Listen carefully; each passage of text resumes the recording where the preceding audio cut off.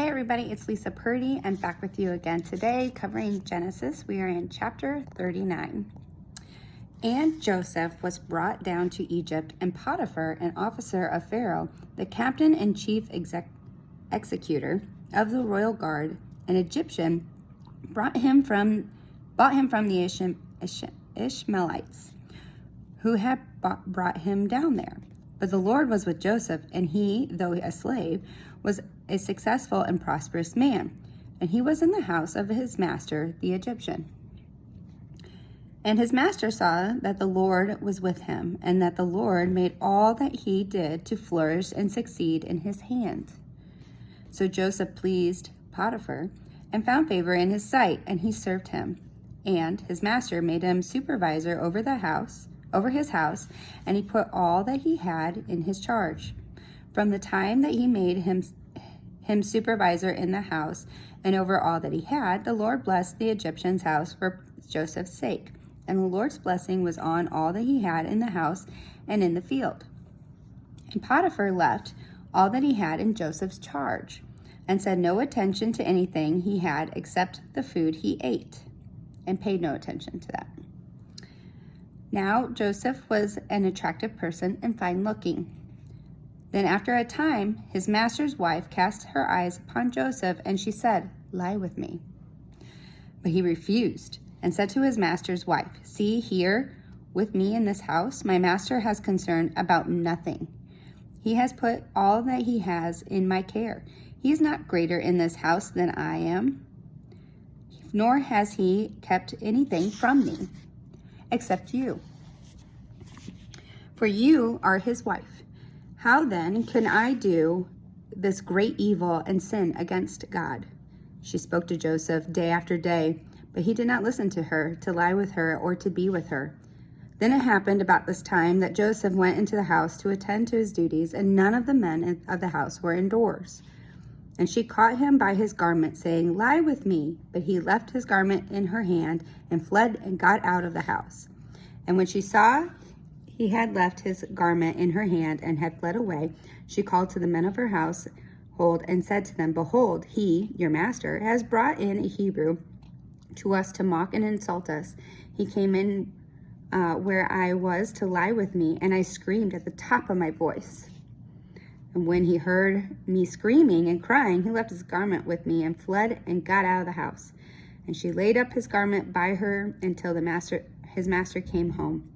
Then she told him the same story, saying, "The Hebrew servant whom you brought among us came to me to mock and insult me. And when I screamed and cried, he left his garment with me and fled out of the house." When Joseph's master heard the words of his wife, saying to him, "This is the way your servant treated me," his wrath was kindled. Joseph's master took him and put him in a prison, a place where the state prisoners were confined, so he was there in the prison. But the Lord was with Joseph and showed him mercy and loving kindness, and gave him favor in the sight of the warden of the prison.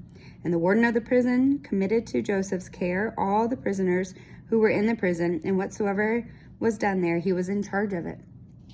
The prison warden paid no attention to anything that was in Joseph's charge, for the Lord was with him and made whatever he did prosper. Okay, so a couple things here.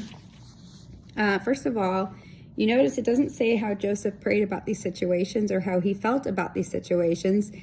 He just was in these situations. So here he is, a slave, and now he's with Potiphar.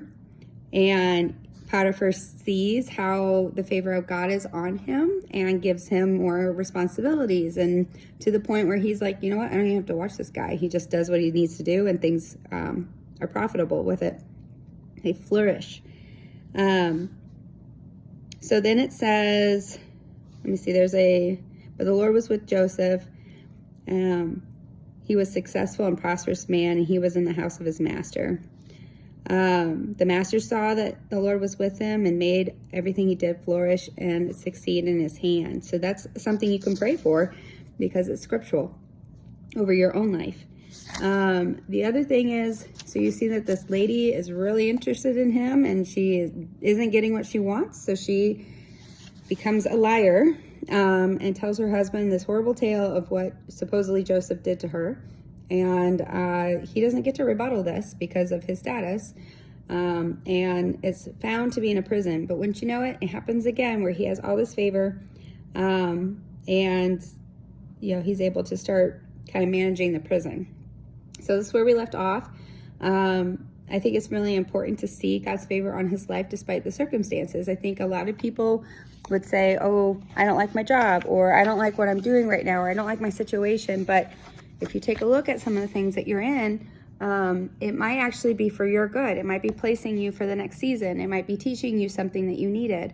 It might be putting you in front of the right people.